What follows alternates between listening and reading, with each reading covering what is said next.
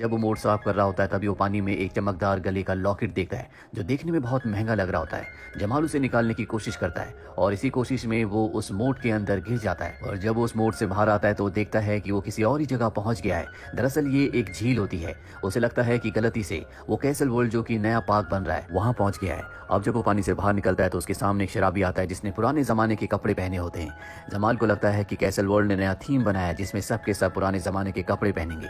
वो यहाँ से आगे निकल जाता है जहाँ पर बहुत बड़ा कैसल होता है। उस कैसल के मेन गेट पर 2 गार्ड्स भी होते हैं जो जमाल को रोक लेते हैं और पूछते हैं कि तुम कहाँ से आए हो। जमाल बताता है कि मैं नॉर्मंडी से आया हूँ। दरअसल यहाँ पर एक फ्रेंच मिनिस्टर आने वाला था, इसीलिए गार्ड्स को लगता है कि जमाल वही मिनिस्टर है और वो उसे कैसल के अंदर आने की इजाजत दे देते हैं। जहाँ जमाल देखता है कि सबने आज से कई 100 साल पुराने कपड़े पहने हैं। जो बाजार होते हैं वो भी आज से कई 100 साल पुराने हैं।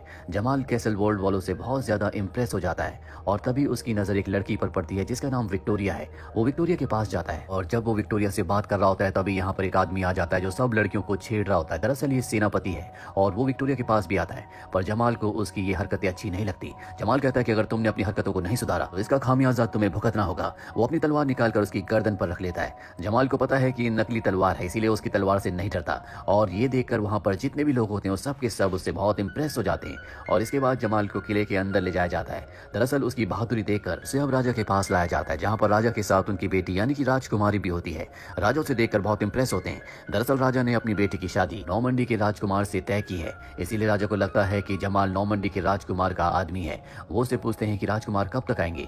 जमाल ऐसी कोई तारीख बता देता है जिसके बाद वो बाहर जाता है जहाँ पर आज एक गुनहगार को सजा देनी होती है। सबके सब लोग बहुत ज्यादा परेशान और सदमे में होते हैं, पर जमाल यहाँ पर बहुत एंजॉय कर रहा है क्योंकि उसे पता है ये कैसल वर्ल्ड का थीम पार्क है जहाँ पर सबके सब पुराने जमाने का होने का प्रिटेंड कर रहे हैं और अब वो खुश होता है। सब लोग उसे देखकर हैरान होते हैं और तभी उस गुनहगार को मार दिया जाता है और जब जमाल उसका सर उठाता है तो उसे समझ में आ जाता है कि ये कोई थीम पार्क नहीं है बल्कि सच में उस आदमी को मार दिया गया है, जिसके बाद वो बेहोश हो जाता है। जब उसे होश आता है तो उसके सामने विक्टोरिया होती है। विक्टोरिया दरअसल उसे अपने साथ इसलिए लाई होती है क्योंकि उसके गले में जो लॉकेट था जो उसे मोड़ के अंदर से मिला था वैसे ही लॉकेट विक्टोरिया के पास भी है। विक्टोरिया जमाल को बताती है कि तुम भी उसी ग्रुप से हो जिस ग्रुप से मैं हूँ। हम राजा के खिलाफ हैं, हम उसे उसकी गद्दी से हटाना चाहते हैं क्योंकि वो एक क्रूर राजा है। उसने हमारी रानी को धोखा दिया और उनकी राजगद्दी को हथिया लिया। एक बार फिर से हम अपनी रानी को राजगद्दी पर बिठाना चाहते हैं। जमाल को कुछ भी समझ नहीं आता कि ये क्या हो रहा है और अब वो विक्टोरिया से साल और जगह पूछता है। वो कहती है कि ये इंग्लैंड है और ये सन है 1328। जो सुनकर जमाल पूरी तरह से हैरान हो जाता है क्योंकि वो अमेरिका से है।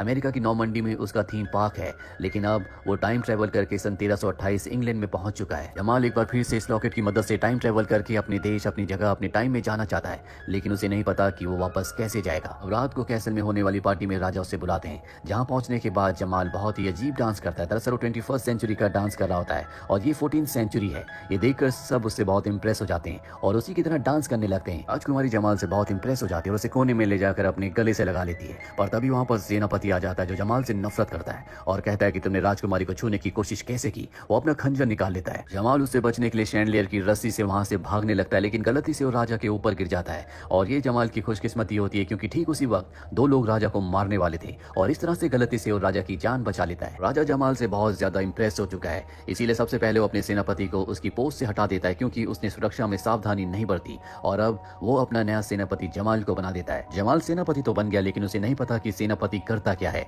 इसीलिए वो अपनी सेना को उल्टी सीधी तरकीबें बताता है जो किसी के भी समझ नहीं आती। वो कहता है कि किले के बाहर एक बहुत बड़ा मुंह का आकार बना दो जिससे दुश्मन डर जाएंगे और किले के अंदर आएंगे नहीं। अब अगले दिन जमाल अपने राजा के साथ एक किसान के घर जाता है। किसान के ऊपर इल्जाम होता है कि उसने राजा के खेत से एक शलगम चुराई है। किसान अपना जुर्म कबूल कर लेता है। राजा कहता है कि इसने मेरे खेत से शलगम चुराई है, इसीलिए इसका सर धड़ से अलग कर दिया जाएगा और अब ये जिम्मेदारी और किसी की नहीं बल्कि सेनापति जमाल की है। राजा के वहां से जाने के बाद जमाल उस किसान को कुछ पैसे देता है और कहता है कि तुम इस राज्य को छोड़कर चले जाओ, नहीं तो राजा तुम्हें शलगम चुराने के इल्जाम में सजाए मौत दे देगा। वो किसान वहां से निकल जाता है। जमाल को यहाँ पर कुछ भी समझ नहीं आ रहा होता कि उसे क्या करना है, कैसे करना है। वो बस अपने वक्त में अपने देश वापस जाना चाहता है। रात को उसके पास विक्टोरिया को लाया जाता है। विक्टोरिया को लगता है कि वो उसी की टीम का, उसी के ग्रुप का है, इसीलिए वो उसे कहती है कि हमें प्लान करना होगा, राजा को उसके तख्त से हटाना होगा। जमाल आज की घटना से पहले बहुत डरा हुआ होता है। वो विक्टोरिया से कहता है कि किसान ने उसकी शलगम चुराई थी, उसने उसे मौत की सजा दी और अगर मैंने उसे मारने की, तख्त से हटाने की प्लानिंग की तो सोचो मुझे क्या सजा देगा। विक्टोरिया उसे कहती है कि तुम बुज़दिल हो और वहां से चली जाती है। और कुछ ही देर बाद जब उसके कमरे में अंधेरा होता है तो विक्टोरिया एक बार फिर से वापस आती है। जमाल उसे पहले से पसंद करता था, इसीलिए उसके बहुत करीब आ जाता है और रात को उसी के साथ सो जाता है। अगली सुबह हमें किले के बाहर दिखाया जाता है जहां पर नॉर्मंडी से वो आदमी आ जाता है जिसका सब इंतजार कर रहे थे जो कि राजकुमार का आदमी है। राजा समझ जाता है कि जमाल ने उसे धोखा दिया है, इसीलिए नॉर्मंडी के उस आदमी के साथ और अपने कुछ खास लोगों के साथ वो जमाल के कमरे में जाता है और देखकर हैरान हो जाता है कि उसके साथ उसी की बेटी यानी कि राजकुमारी सो रही है। दरअसल रात को उसके कमरे में विक्टोरिया नहीं बल्कि राजकुमारी आई थी, जिसके बारे में जमाल को खुद भी कुछ पता नहीं होता। फ्रांस की नॉर्मंडी से आया हुआ वो आदमी जब ये सब कुछ देखता है तो कहता है कि हम राजकुमारी का राजकुमार से रिश्ता तोड़ते हैं। राजा को अब जमाल पर बहुत गुस्सा आ जाता है, जिसके बाद जमाल को उन्हीं 2 कैदियों के साथ बंद कर दिया जाता है जो राजा को मारना चाहते थे और जमाल की वजह से राजा की जान बच गई थी। अगली सुबह इन सबको सजाए मौत देनी है और जब जमाल की बारी आती है तो जमाल कहता है कि मैं भविष्य से आया हूँ, अगर किसी ने मुझे कुछ किया तो मैं यहाँ पर तबाही ले आऊंगा क्योंकि मैं एक जादूगर हूँ। वो अपनी जेब से लाइटर भी निकाल कर सबको जलाकर दिखाना चाहता है क्योंकि लाइटर इस दुनिया में इस वक्त में नहीं होता और अगर उसने लाइटर जला दिया तो सब उससे डर जाएंगे।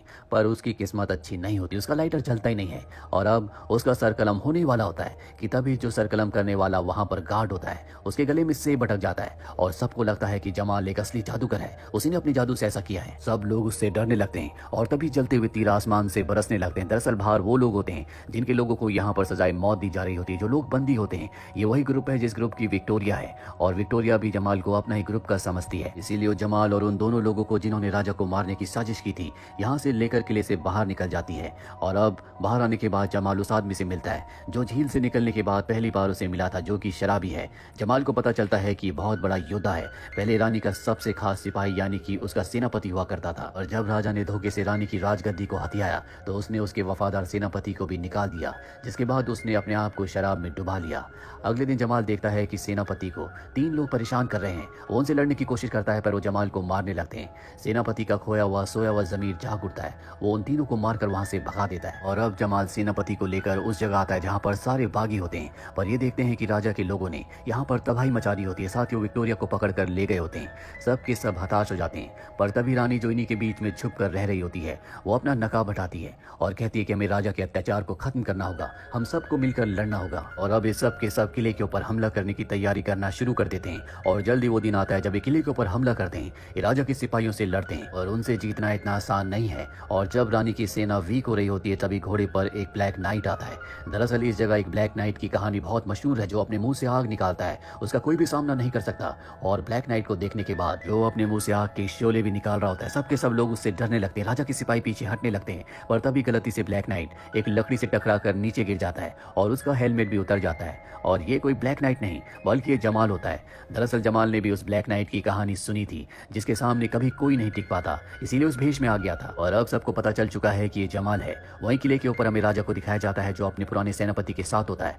वो उसे ऑर्डर देता है कि तुम जमाल को मार दो, पर सेनापति राजा को ऊपर से नीचे फेंक देता है और खुद को राजा घोषित कर देता है। उसके पास विक्टोरिया भी होती है और जब जमाल विक्टोरिया की आवाज सुनता है तो वो उसे बचाने के लिए किले के ऊपर जाता है जहाँ पर वो सेनापति से लड़ता है। जमाल ने युद्ध की प्रैक्टिस पहले से कर ली थी, इसीलिए सेनापति पर वो पूरी तरह से हावी होकर उसे हरा देता है और साथ ही विक्टोरिया को भी आजाद कर देता है। सेनापति अब भी जिंदा है और इस मौके का फायदा उठाकर वो तलवार उठा लेता है। जमाल उसके सामने है पर इससे पहले कि वो जमाल को मारता, रानी का जो सेनापति होता है जो नीचे होता है वो उसे नीचे से तीर मार देता है और इस तरह से रानी की जीत होती है। उसे अपना किला एक बार फिर से वापस मिल चुका है। जमाल सबके लिए अब यहाँ पर हीरो बन चुका है पर वो समझ चुका है कि उसका काम यहाँ पर खत्म हो गया, इसीलिए विक्टोरिया को अलविदा कहता है और अगले पल उसकी आंखें खुलती हैं 21st सेंचुरी में, जहाँ पर उसे बताया जाता है कि वो गिरकर बेहोश हो गया था। पर जमाल को पूरा यकीन है कि वो टाइम ट्रेवल करके 14th सेंचुरी में गया था और अब उसे पता है कि उसे अपने थीम पार्क को किस तरह से डिजाइन करना है। दरअसल वो अपने थीम पार्क को उसी तरह से डिजाइन करता है जिस तरह से 14th सेंचुरी में लोग रहा करते थे, जिसके बाद इनका थीम पार्क बहुत ज्यादा चलने लगता है। अब एक दिन इनके थीम पार्क में एक लड़की आती है जिसका नाम निकोल होता है और जब वो जमाल को देखती है तो अपने आप ही उसकी तरफ खींची चली जाती है। दरअसल निकोल की शक्ल हूबहू विक्टोरिया की तरह है। जमाल भी निकोल को देखकर बहुत खुश होता है क्योंकि जब वो 14th सेंचुरी में गया था तो उसे विक्टोरिया से प्यार हो गया था और उसे वापस अपने वक्त में आना पड़ा और इस वक्त में भी उसे निकोल के रूप में विक्टोरिया वापस मिल गई। और इसी के साथ ये फिल्म की कहानी यहीं पर खत्म हो जाती है। उम्मीद करते हैं कि ये कहानी आपको पसंद आई।